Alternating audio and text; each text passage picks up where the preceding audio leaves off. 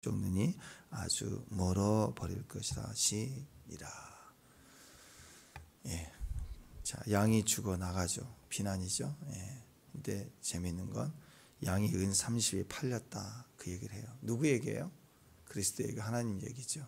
그리고 이스라엘에 관한 이야기입니다. 예. 목자는 누구냐? 하나님이에요.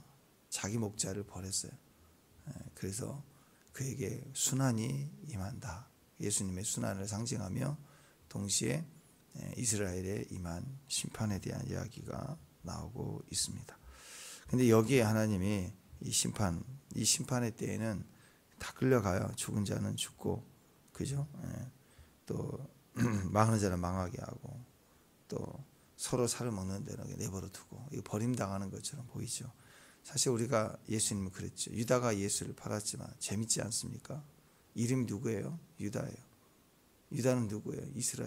이스라엘이 예수님을 죽여요. 똑같아요. 다 똑같은 거예요. 그러니까 이름이 멋지고 영적이고 종교적이고 직분이 있고 그거 별로 중요한 게 아니에요. 우리는 수준이 돼서 구원을 받는 게 아니고 은혜로 구원받았기 때문에 자칫하면 또 영광을 입고 조금 화려해질 때 그게 나인 줄 알고 까불면 다시 원래 수준 실력 드러난다고.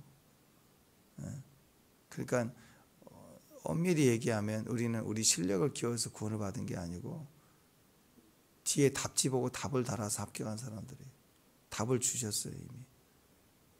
그러니까 시험에서 빵점을 맞아도 100점이고 다 찍어갖고 30점 맞으면 130점짜리고 그런 거예요. 100점 이상만 들어가는데 예수님이 100점이니까 합격은 했는데 우리는 다 사실 실제 실력은 30점, 20점짜리 이런 거라고. 그러니까 우리는 두려워해야 돼요. 우리 실력 하나도 없어요. 내 잘난 게 하나도 없어요.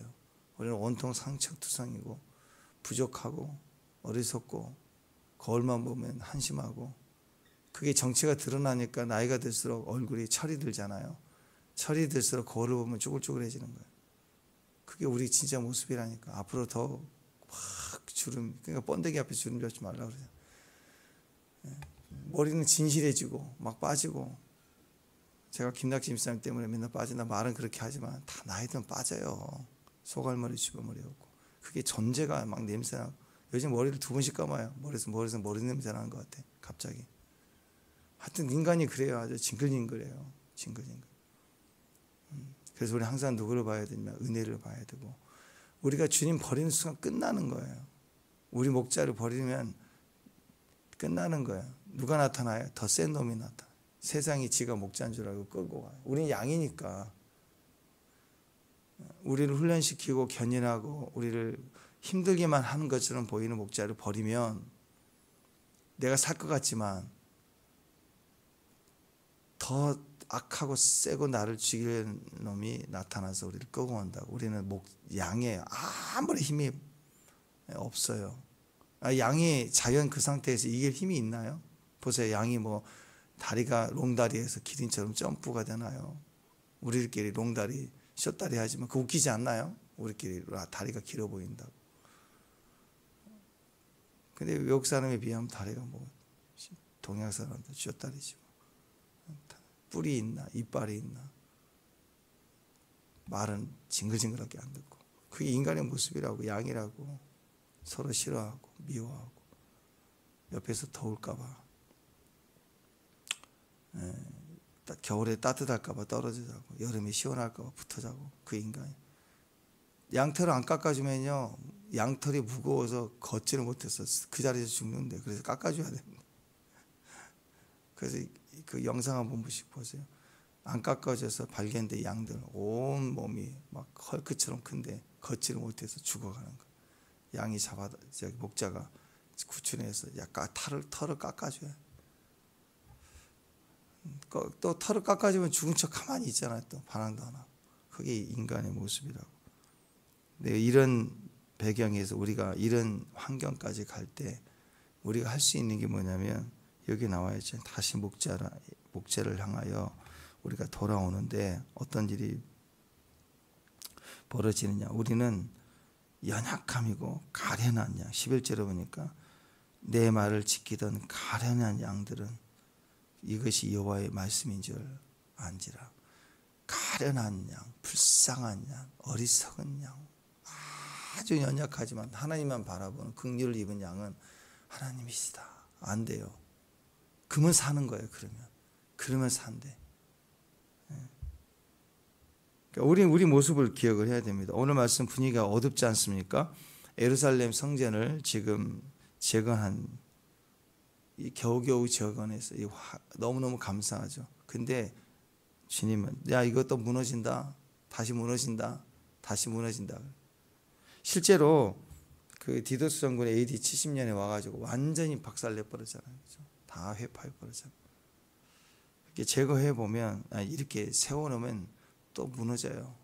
그러니까 세우면 무너지는 게 아니라 우리는 지킬 힘이 없어요. 목자 버리면 똑같아요. 좀 좋아지면 다시 내 권리 주장한다고. 하나님보다 내 권리. 그러니까 와서 또 무너뜨리는 거예요. 세상이 강한 게 아니라 우리가 하나님을 배척했어요. 배척하니 세상의 왕이 와서 성전을 회파하고 돼지 피를 뿌리고 막 그런 일을 했다.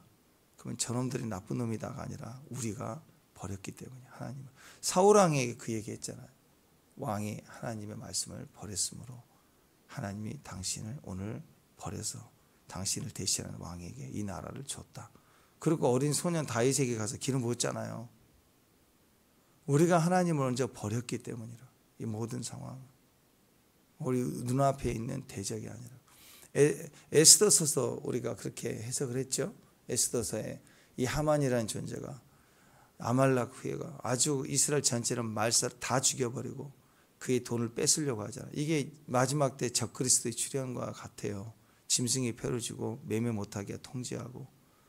하만의 존재가 등장을 했습니다. 세상 왕이 힘을 가졌어요. 디데이를 잡았습니다.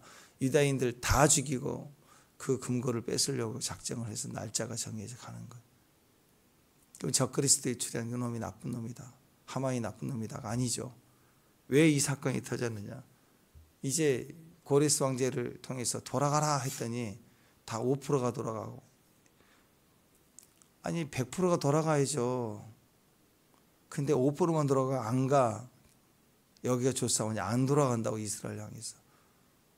그 재고 끝까지 안 가고 버티고 욕심 부리고 그러니까 하만의 존재를 등장해서 너희들 안 가? 그럼 여기서 다 죽이지. 그게 하나님 뜻이에요. 그런 일이 벌어지는 거. 적그리스도인이나 세상의 악인이나 이런 일이 벌어지는 거. 저 악한 놈처럼 죽어야 된다고. 어떤 사람은 막 죽어야 된다고 기도를 하더라고. 아니에요. 뭐 대통령 갈고 죽이고 그래서 된 일이냐고. 그게. 우리가 악한 거고 우리가 그 자리를 차지한 거예요. 하나님이 아니라 우리가 차지한 거. 가라 그러면 안 가요. 겨 좀 있어라 그러면 막 고집 피우고 떠나가고. 그래서 그 현장에 그 일들이 일어나더라. 그래서 기도로 주님 앞에 우리 자신을 꺾고. 그래서 에스더가 풀어가는 게 중보기도 위력을 이긴 건가요? 그렇게 해석하면 안 돼요. 영적 전쟁을 치러서 이긴 건가요? 어떤 사람은 그렇게 얘기해요. 3일 기도에 죽으면 죽으리라고 하면 대적 하만이 죽는다고. 그러면 해석이 잘못된 거라고. 왜 하만을 죽이려고 그래요? 에스더가 나가기 전에 왕이 허락하지 않을 때 나가면 자기는 죽는 거잖아요. 에스더는 자기가 십자가 지고 자기 죽음이라고. 자기 죽을 걸 위해서. 두려우니까 내가 3일 기도할 때 모르드게에게 이 백성과 같이 나의 기도를 도와달라고. 불안하니까. 죽으니까. 내 십자가를 지고 내가 죽는 길을 선택하는 것 때문에 민족이 사는 거라고. 나만 죽으면 돼요. 십자가 아래서 내가 죽으면 교회도 살고 가정도 살고 환경도 다 살아나는 거예요. 그래서 우리가 죽어야 되는 거예요. 이 어렵고 암울한 AD 70년에 디도스 장군 와가지고 박살. 이건 로마가 나쁜 놈이고 그런 게 아니라 우리가 하나님 목자, 우리의 목자 대신 하나님을 버렸기 때문에. 그래서 우리 안에 은혜가 있어야 되는데 우리에게 유일한 은혜가 예수님인데 예수님을 버리면요, 말씀을 버리면요, 말씀의 자리를 떠나면요 끝난 거예요. 절대 행복할 수가 없어요. 절대로 행복할 수 없습니다. 우리 주님 외에 다른 음성이 없어요. 주 음성에는 그렇죠? 다른 게 없어요. 다른 목자가 없어요. 우리에게 예수 그리스도 외에 더 이상 우리의 보혜사가 없다고. 그죠? 예. 그게 자꾸 자기가 보혜사라고 그러고 두 증인이라고 그러고 막 자꾸 그러면 벌써 거기서부터 이미 잘못된 거잖아요. 그죠? 자, 이로 우리 안에 주어진 목자를 버리며 목자를 떠나면 은혜가 제일 먼저 사라집니다. 제일 먼저 은혜. 목자의 역할은 은혜예요. 은혜. 내게 은혜를 주는 거예요. 부모 보십시오. 우리 가정 현장이라면 부모는 엄마는 은혜잖아요. 엄마는 은혜예요. 근데 엄마가 잔소리꾼 같아. 막 힘들게 제껴버려서 엄마 안 들어. 듣기 싫어. 애들이 막 이러잖아요. 그러면 엄마 없으면 아줌마가 해주나요? 학교에 가면 선생님이 해주는데 선생님이 엄마예요? 아니라고요. 학원의 선생님이 엄마예요? 아니라고. 그때부터 망하는 길이에요. 망하는 길. 들어야 될 길을 들어야 되는데 듣지 않으면 자식은 그때부터 받지 못해요. 제일 먼저 은혜가 사라집니다. 부모 떠나면, 아버지 떠나면, 이 누가복음 15장의 탕자가 목자를 떠나니까, 아버지를 떠나니까 자기 힘으로 살아야 되잖아요. 자기 힘으로 살아갈 만한 돈을 다 가지고 와서 살아보지만 망하잖아요. 은혜가 떨어지면 인간은 망하는 거예요. 가정이요, 좋은 집에 좋은 차에 좋은 환경이 다 돼 있어도 아이들도 말 잘 듣고 다 좋아. 근데 은혜가 딱 빠지잖아요. 은혜가 사라지면 딱딱해져요. 딱딱해져요. 그래서 갈등이 시작이 돼요. 은혜가 사라지는 순간 마음은 갈등이 일어나기 시작해요. 마음이 이상하게 편하지 않고 불안해지고 내 권리 주장하고 그런 거예요. 이 시대가 은혜가 사라진 거예요. 첫 번째는 하나님의 은혜가 이 나라에서 사라지기 시작해요. 교회가 기도가 약해지고 교회가 축소되잖아요. 두 번째는 일반적 은혜가 있잖아요. 일반적 부모가 자식을 사랑하는 것이 없어요. 요즘 애를 안 낳으려고 그러잖아요. 애를 낳아도 그냥 빨리 떠나고 싶은 거예요. 그래서 경제란 이름 때문에 아이를 어떻게 해서든지 유치원이나 어디를 막 보내고 떠나려고 그래. 적어도 3살까지는 붙들고 있으라고 그랬잖아요. 3살까지는. 평생을 자고한다고. 근데 1살만 지나면 맡겨버리려고 그래. 그 공간을 아이 마음속에 엄마는 공간을 줘. 그러니까 자기밖에 생각 안 하는 거야. 왜 결혼을 안 해요? 왜 아이를 안 낳아요? 다 자기만 생각이 있어. 부모 생각도 안 하고 자기만 생각하니까. 그게 뭘 의미합니까? 은혜가 떨어졌다는 거. 인간적인 은혜가 사라져. 그러니까 강팍해. 사람과 사람 사이에 은혜가 없고 따져. 그러니까 요즘에는 젊은 아이들 결혼할 데이트할 때부터 합리적으로 데이트 통장 만들어서 둘이 일정 금액 모으면서 그 안에서 데이트하고 참 그 좋은 지혜로운 것 같은 거예요. 근데 그게 결혼 생활까지 그대로 갑니다. 네 재정 내 재정. 명절 보낼 때 얼마씩 합쳐서 생활비 내고. 이게 얼마나 큰 갈등을 일으키는지 몰라요. 그러니까 또박또박 가사일도 나 이만큼 너 이만큼. 그거 안 하면 분쟁이에요. 옛날에 분쟁거리도 아닌 걸. 서로 은혜가 있잖아요.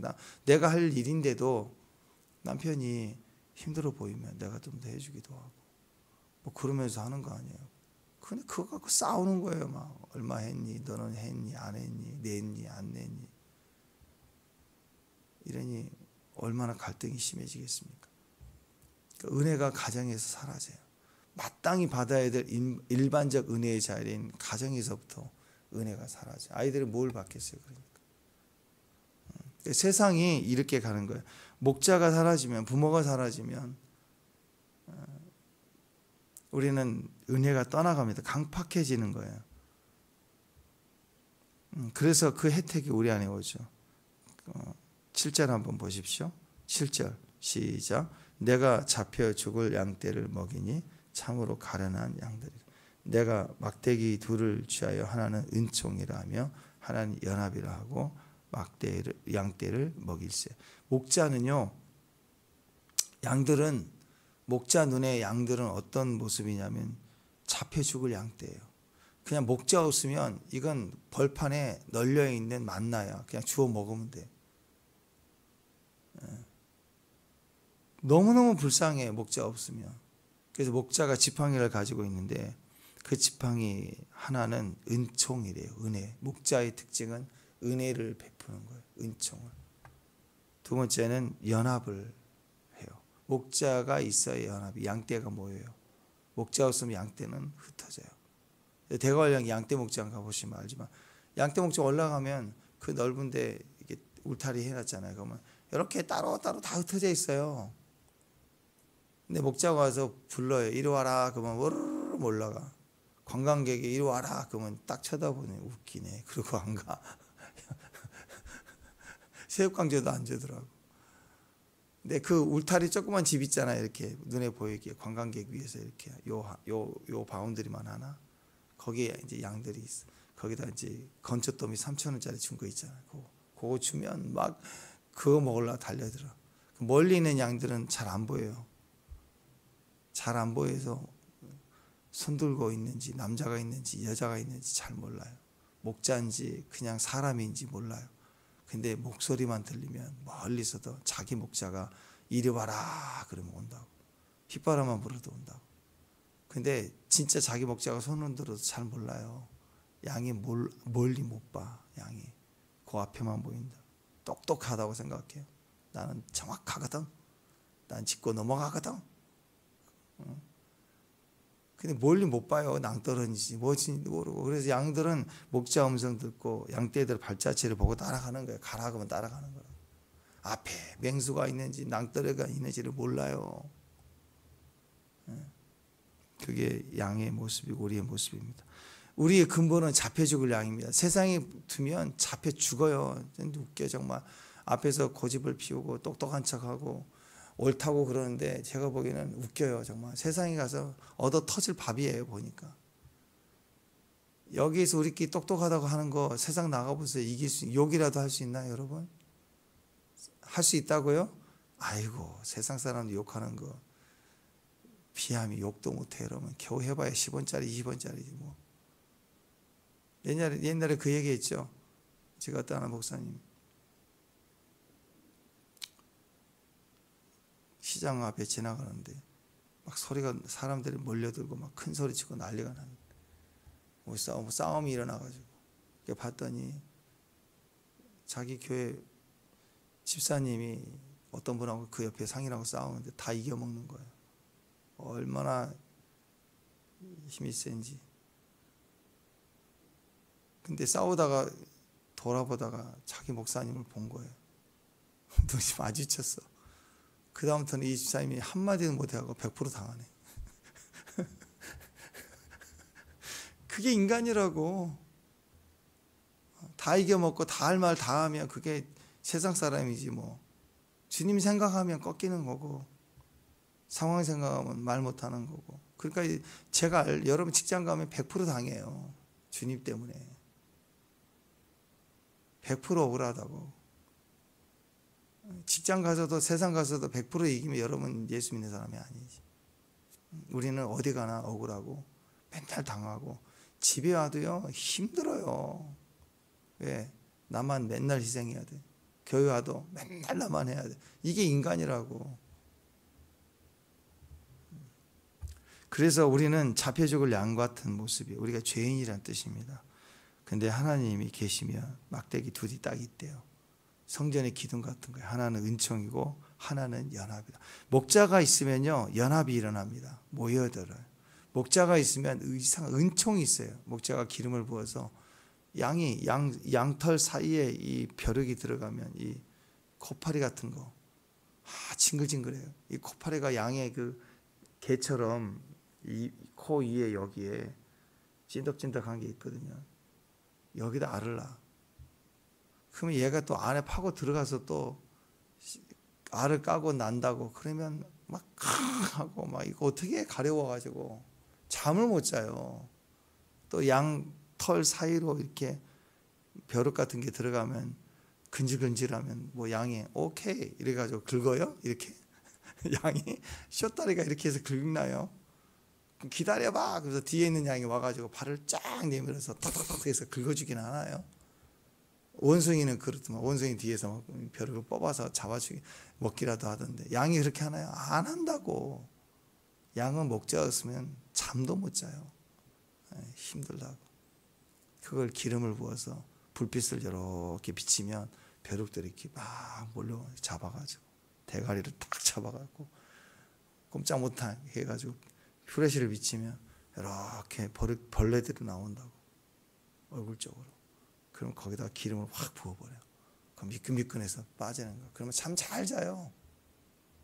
그래서 기름을 붓고 안수하려고 기도 좀 해주려고 이 오라고 해서 탁 하고 기름 부으려고 하면은 목사가 날 죽이려고 한다고 막 난리를 치고 막 뛰는 거예요. 기름 부음 받아야 돼요. 기름을 받아야 산다고. 보호해주고 지켜주고 거기서 연합이 일어나는. 근데 우리가 사춘기 때도 그랬지만 부모 음성을 듣기 싫어하고 선생님 음성도 듣기 싫어하고 내가 옳은 거예요 항상. 그럴 때 우리는 어떤 생각을 하죠? 은혜가 필요 없다고 느껴지는 거예요. 이제 나는 할 수 있다고 생각하는 거예요. 은혜는 필요 없다. 나는 할 수 있다고 생각합니다. 아닙니다. 은혜는 전적으로 인간에게 필요해요. 나이가 들수록 은혜가 더 필요한 거예요. 어린아이 우리 보십시오. 예린이랑 이사 보면 막 얼마나 이뻐요. 근데 엄마가 찾잖아요. 엄마가 있으니까 잘 놀지 엄마가 없어 봐요. 좀 시간이 지날수록 불안해한다고 얘가. 엄마가 있는 임재 안에서 자유하고 잘하고 그리고 사랑을 받고.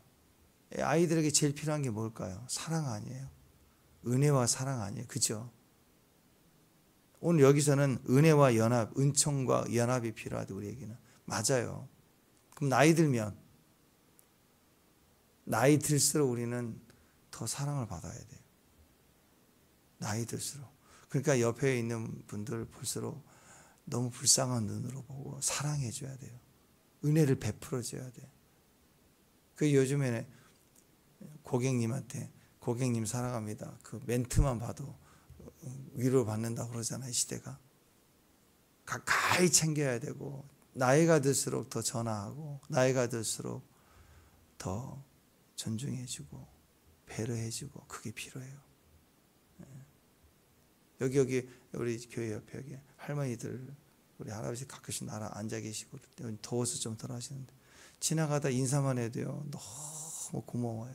인사만 나오셨어요. 걔도 고마워하시고 민재야 그러면 목사님이다 그러고 도망가 버려. 민재는 지 필요할 때는 오고.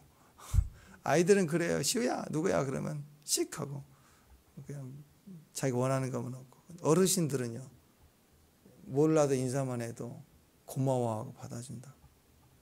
그러니까 나이 들수록 사랑이 필요하고요. 나이가 들수록 은혜가 더 필요하고 떡 한 조각 더 필요하고 돌봄과 사랑이 필요해요. 그러니까 그게 우리의 모습이에요. 우리는 어른이 될수록 은혜가 더 필요한 사람들이에요. 영적으로도 뛰어나다고. 예, 맞아. 영적으로 더 말씀을 많이 알고 성숙하면 성숙할수록 주님 없으면 안 되는 사람이 되는 거예요. 더 은혜를 필요해요. 다윗이 더 엎드렸잖아요. 사도 요한 끝판왕 아니에요. 끝판왕. 100세가 넘어 바모섬에 있을 때도 끝판왕이잖아요. 무릎으로 하나님 앞에 엎드릴 때 그가 계시를 열었던 거 아니에요. 철저히 예수 앞에 엎드리는 삶으로 사는 거. 우리는 주님 없으면 하루도 안 됩니다. 그런 마음으로 사는 마음. 그게 진짜 모습입니다. 세상은요. 우리와 살아가는 방식이 다릅니다. 세상에 살아가는 방식과 예수님께 나아가는 방식은 완전히 달라요. 세상 방식으로 하나님을 나아가면 안 돼요. 교회는 이게 엇박자가 돼요. 그럼 항상 문제가 되기 시작해요. 세상 방식이 뭐예요? 세상 방식은 나는 힘이 없다. 나는 약하다. 그러면 세상은 그 사람을 죽이려고 듭니다. 여러분 칠면조 효과라고 하죠. 칠면조 사회가 그렇대요. 칠면조 중에 누가 상처를 입고 아프고 이렇게 힘이 없어 보이고 이렇게 쓰러지잖아요. 그러면 이유도 없이 옆에 그 모습이 보이는 순간 칠면조들이 와서 죽여버려요. 막 쏴가지고 공격해버리는 거예요. 누가 약하면 그때부터 공격해버리는 거예요. 바퀴벌레 보세요. 바퀴벌레 그때 현장을 듭사해서 몇 마리 죽였거든요. 너무 지저분해서 그 다음날 치워야 되겠다.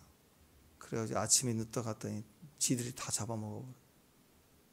바퀴벌레도 같이 활동하다가 잡혀서 죽으면 죽은 몸 그대로 남아있지 않고 지들이 다 잡아먹고 없어진다니까. 누가 동료가 아프면 그때부터 공격해. 여러분 그렇잖아요. 은행에 가서 돈 빌린 대출한다 그러면 돈이 없으니까 대출 받는 거 아니에요. 그렇죠? 돈 빌리러 가보세요. 돈이 없으니까 돈 빌리러 온 사람들이 대부분인데 은행에 가가지고 저 돈 없는데요. 그러면 안 빌려줘요. 있는 척 해야 돼요. 있는데 회전이 잘 안 된다고. 갚을 능력이 있다고 막 이걸 증명해내야 돼요. 그래야 빌려주지. 없는데요. 그대로 있는 그대로 생활고가 힘들고 버티다가 돈이 없어 빌리러 왔습니다. 그럼 안 빌려줘요. 약하다 그러면 물고 뜯고 자천시키고 무너뜨리고 딛고 올라가려고 그래요. 세상은. 이게 세상 방식이라고. 그러니까 사람들이 솔직하면 바보가 되는 거예요. 없어도 있는 척 해야 되고 허세를 부려야 되고 나는 다 되고 나 똑하고 나는 강하다고 보여줘야 돼. 그 애들 막 삐딱하게 신고 뭐라도 막 새기고 몸에다가 막 오예 막 하고 왜 그래야 돼? 강해 보여야 되니까. 안 그러면 당할 것 같으니까. 그런 식의 삶을 사는 거예요. 인생이. 약하다 그러면 그대로 당하니까. 솔직하면 바보니까. 그래서 세상을 살면 살수록 내가 있어야 허세를 부려야 자격증이 있어야 보여지는 비주얼이 있어야 내가 세상에서 인정받는구나. 그러니까 자꾸 그렇게 보이려고 사는 거라고. 보이려고. 사랑도 보이려고 하고 은혜 베푸는 것도 보이려고 하고. 이게 우리 몸에 배어 있으니까 하나님 앞에 나와서도 그 바리새인 기도한 거 보세요. 저 세리와 같이 아니함을 감사합니다. 그러면서 저는 일주일에 2번씩 금식하나이다. 그리고 뭐 10의 1조를 드리나이다. 두 손 들고 막 앞에서 막 큰 소리 여호와여 하고 막 그러잖아요. 주님이 보실 때 웃기는 거예요. 정말.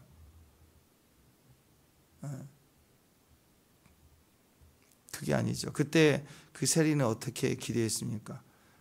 저는 죄인입니다. 나를 불쌍히 여기소서. 가슴을 찢고 자기를 고백하는 거예요. 자기를 볼 줄 아는 거예요. 여기에 구원이 있더라. 설령 우리가 목자를 떠나고 양떼 무리도 떠나고 하나님을 부인하고 실탈하고 막 이렇게 얘기해서 고난의 자리에 들어갔다고 할지라도 기억해야 됩니다. 탕자의 스토리에 나온 것처럼 우리가 내가 연약한 존재라고 하는 것만 깨달아도 돼요. 내 힘으로 안 되는구나, 끝났구나라고 하는 것, 나는 아무것도 아니구나, 나에겐 은혜가 필요하다는 걸 깨달을 때부터 구원이에요. 탕자가 그 한계까지 갔다고. 이젠 하루도 안 되겠다. 나에겐 은혜가 필요하다. 나는 아버지께 가야 된다. 여기서부터 구원이 시작된 거잖아요.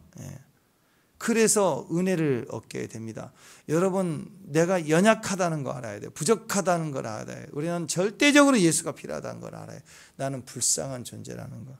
나라는 존재 자체는 이미 잡혀 죽을 양떼에 속한 자구나라는 걸 철저히 알 때. 그래서 우리의 기도에서부터 아버지 나를 불쌍히 여겨주세요. 나를 불쌍히 여겨달라.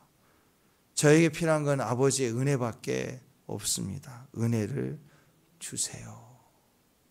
거기서부터 기죠. 그 나폴레옹 이하에도 나오잖아요. 전쟁 중에 그 병사가 탈영해서 도망가다 잡혔어요. 모든 사람들 앞에서 사형을 당하게 돼요. 그때 그 소식을 들은 어머니가 와서 우리 아들 독자인데 내가 대신 죽겠으니 살려달라고. 안 된대. 이건 시범 케이스인데 전쟁 중이니까 이거 봐주면 전의를 잃은데 군사가 어떻게든 이겨야 되는데 왕제도 어떻게 할 수가 없는 거예요. 나도 어떻게 할 수 없다고. 이건 법이라고. 미안하다고. 사형을 집행합니다. 그때 엄마가 한마디 하죠. 당신은 황제 아니냐고. 은혜를 베풀 수 있는 유일한 사람 아니냐고. 은혜를 달라고. 그래도 황제가 나폴레옹이 깨진 거예요. 거기서. 그렇지. 황제가 줄 수 있는 건 은혜지. 살릴 이유가 없어요. 법이 그래요. 근데 황제니까 은혜를 베풀 수 있지 않는가. 그래서 하는 거예요. 그 한마디. 여러분, 하나님은 우리에게 은혜를 베푸세요. 이거 안 되는 거예요. 해줘서는 안 되는 거라고, 원칙이. 근데 은혜를 베풀며 살아요. 그게 그리스도인이고 하나님이라는 거죠. 그래서 우리가 하나님 앞에 나갈 때마다 은혜를 구하면 돼요. 하나님, 나를 불쌍히 여기, 이 상황 파악하지 말고, 누가 악한지를 말하지 말고, 내가 얼마나 힘든지 그걸 왜 말해요? 그냥 가서 은혜를 베풀어 주세요. 나를 불쌍히 여겨주세요. 그러면 다 해결돼요. 어떤 것이든지 해결이 된다라는 거예요. 기도는 그런 겁니다. 하나님 앞에 엎드리는 거예요. 요한복음 1장 16절에 답이 있죠. 우리가 그의 충만한 데 받으니 은혜 위에 은혜라. 그리스도라는 은혜 위에 있기 때문에 은혜를 구하세요. 은혜는 예수님이에요. 예수님을 주로 받아서 우리 영이 영생을 얻었습니다. 그러니까 우리 삶의 이야기, 현장의 이야기에도 은혜가 또 필요한 거예요. 그래서 그리스도를 은혜로 받았으니 은혜 위에 이제 베이스를 쌓고 그 이 안에서 주님께 또 은혜를 달라고, 나를 불쌍히 여기달라고, 나를 구해달라고. 아니, 물에 빠져 막 죽어가는 사람을 은혜로 안 살려줄 수도 있지만 살려줬다고 합시다. 나를 살려줬어요. 나를 끄집어냈어요. 여러분이 살려줬다고 합시다. 근데 나온 사람이 보따리 내놔라 그러다고 하잖아요. 근데 그렇지 않을지라도 이 사람이 너무 배고프고 힘드니까 저를 살려주셔서 너무 고마운데 저 한 번만 더 살려주세요. 저 밥 한 끼만 사주세요. 그러면 살려줬으니까 알아서 살아가시오. 그리고 갈 사람 어디가 있어요? 떡 한 조각이라도 주려고 하지 않겠어요? 은혜를 구하면. 세상도 그래요. 우리 영혼을 살리신 분이 뭘 아까워서, 그리스도를 내주신 분이 뭘 아까워서 더 이상 우리 구하는 것에 외면하시겠냐고. 네 혼자 알아서 해라. 그럴 사람이 어디가 있어요? 하나님 절대 그러지 않아요. 하나님 나라의 핵심인 그리스도를 내주고 우리를 구원을 베푸신 게 은혜이면 그 은혜 위에 단단히 굳건히 서서, 이왕이면 거룩한 뻔뻔함이에요. 우리를 살려준 은혜를 받은 걸 알면 구하세요. 강도지 달리라고 하지 말고. 하나님, 이왕이면 내 삶을 인도해 주세요. 오늘 하루 이용할 양식을 주세요. 그게 주님의 뜻 아니에요? 우리가 끊임없이 우리는 은혜가 필요하다는 걸 구하십시오. 약함이 있습니까? 우리 안에 아직 아픔이 있습니까? 해결되지 않는 게 있습니까? 물질이 어렵습니까? 어떤 순간이든 우리에게 필요한 것은 능력 뭐 이것보다는, 그것도 은혜이긴 하지만 우리는 시작이 그냥 나는 약자예요. 약자. 그래서 하나님 도와주세요 하고 주님께 엎드릴 때, 은혜를 베풀어 주심을 받을 때 사는 거예요. 나도 살고 너도 살고. 하나님 우리에게 은혜를, 은총을 주시고 하나님 우리를 또한 이렇게 지켜주시는 분이십니다. 또 연합을 하게 하죠. 나 때문에 내가 복을 받으면, 내가 은혜 위에 은혜를 받으면 내 은혜를 나눌 수 있어요. 연합이 일어납니다. 함께 할 수 있어요. 그때부터 우리가 서로 세워지게 되는 거죠. 은혜와 평강, 이 모든 시기에 필요할 겁니다. 우리에게는 은혜와 평강으로 시작된 믿음의 자리가 있습니다. 영의 자리가 있어요. 거기서부터 우리가 은혜를 구하고 은혜를 떠나가면 절대 안 되는 거예요. 끝까지 은혜예요. 끝까지 은혜. 사람들은 이상하게 그 은혜의 시작이 목자거든요. 그런데 우리는 목자를 싫어합니다. 좋은 지도자를 싫어해요. 어제도 잠깐 얘기했지만 몸이 아프고 감기가 심할 때 옆에 있는 어느 병원이 좋다고 거기 가거든요. 약이 세요. 대번에 나와요. 근데 그게 계속 쌓이면요, 나중에 어떤 큰 수술을 하거나 나이 들어서 진짜 약을 써야 될 때는 항생제가 너무 많이 들어가지고 안 먹힌대요. 계속 힘든데. 그래서 한 방이, 막 감기 같은 거 작은 거 한 방에 낫게 하는 병원이 있으면 가지 마세요. 거기. 약간 나이 드신 의사분들은 다 건강을 챙기기 때문에 그런 데를 가야 돼. 잘 안 낫는 거. 이게 약인지 콩가루를 약으로 준 건지. 군대 갔을 때 그러거든요. 군대 우리 훈련 받을 때 약 타러 가면 머리 아프다, 배 아프다, 다리 막 전다, 통증이 왔다. 근데 받아갖고 온 양이 딱 탁과대 똑같아. 검은 거 빨간 개수만 틀리지. 똑같더라고. 약이 먹기 전에 이렇게 봤더니 마이싱 하나 뭐 다 똑같아. 근데 다 나아요. 큰 병 아니면. 그러니까 여러분 약 너무 많이 쓰면 안 돼. 너무 옳은 것만 있으면 안 돼. 그러니까 사람들은요 목자를 싫어합니다. 좋은 지도자를 싫어합니다. 왜? 내 마음대로 하고 싶은데 힘들어요. 그걸 막 지적하니까. 참된 목자가 와서 하는 말이 뭐예요? 나는 내 뜻대로 하고 싶은데 그러지 말라는 거예요. 그러니까 그렇게 싫은 거라고. 양들은 목자를 싫어해요. 목자 따라가기가 싫어해요. 그러니까 뭐가 쉽냐면 우상이 쉬워요. 우상은 뭐예요? 내 욕심이, 내 마음이 투영된 거잖아요. 성경 말씀은 내 마음이, 내 욕심이 투영된 게 아니에요. 그래서 말씀을 읽기가 힘들다고, 무섭다고, 두렵다고. 그래서 성경은 자꾸 우상을 만들지 말라. 내 성경 말씀을 가지고 내 그림을 그리기 시작하고 내가 원하는 뜻을 만들어내기 시작할 때 그 중간에 약물의 개가 와서 얘기를 합니다. 이리 가지 말라, 저거 하지 말라. 그러면 몹시 힘들어하죠. 자기를 위해서 우상을 만들지 말라. 자기 원하고 싶은 거. 여러분 그런 마음 있지 않아요? 기도 세게 해서 불이 떨어지고 능력 받으면 멋지게 쓰임 받는다. 그게 맞는 말 같지만요 굉장히 무서운 말이에요. 그래서 내가 원하는 너를 위하여 새긴 우상을 만들지 말고 너를 위하여. 아이들도 그렇잖아요. 말 잘 듣는 아이, 말 잘 듣지 않는 아이들의 그 시즌을 보면 다 뭐예요? 자기가 주장되니까 제가 원하는 거, 내가 하고 싶은 게 강할수록 부딪혀 오잖아요. 그게 없을수록 자유로워지고. 지금도 마찬가지입니다. 우리가 조금 알면 알수록 끊임없이 우리는 우리 뜻대로 행하기를 원합니다. 우상은 언제나 나를 편하게 합니다. 우상 숭배하면 나를 힘들게 하잖아요. 왜? 우상은 말을 하잖아요. 코를 달아놔도 냄새를 못 맡고 귀를 달아놔도 또 입을 달아놔도 나에게 말하지 않아요. 그러니까 편한 거예요. 내 뜻대로. 내가 얼마나 정성을 보이는지. 여러분 정성을 보인다는 게 얼마나 큰 대가를 지불합니까? 정성을 막 들여서. 근데 주님은 뭐라고 그래요? 그거 뭐하러 하냐? 왜 정성을 보이냐? 믿어라. 믿음을 보이라. 진리를 얘기해 주면 싫어해요. 내가 얼마나 정성을 보이는데. 그러니까 가인은 아벨을 쳐 죽이잖아요. 내 정성과 내 노력을 무시해. 그래서 여러분 나 편한 대로 살면 안 돼요. 언제든지 말씀 들으셔야 돼요. 말씀이 은혜예요.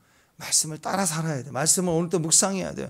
말씀 그대로 가야 돼요. 이 시대가 마지막 시대가 되니까 교회에서조차도 교회를 안 나옵니다. 인터넷으로 계속해서 원하는 것만 그렇게 해서 가는. 내가 듣고 싶은 설교도 여기 있으면 못 나가요. 화장실 갈 때도 눈치 보고 왔다 갔다 하죠. 근데 집에 있으면요. 껐다가 좀 듣다가 이따가 낮에 들어야지 또 이러고 또 결론만 들어야지. 그래서 설교를 기승전결로 가면 안 돼요. 막 해대야 돼. 결론 없이.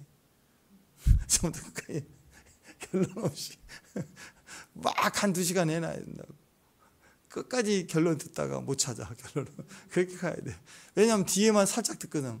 이러구나. 제목 듣고 결론 듣고 끝나니까.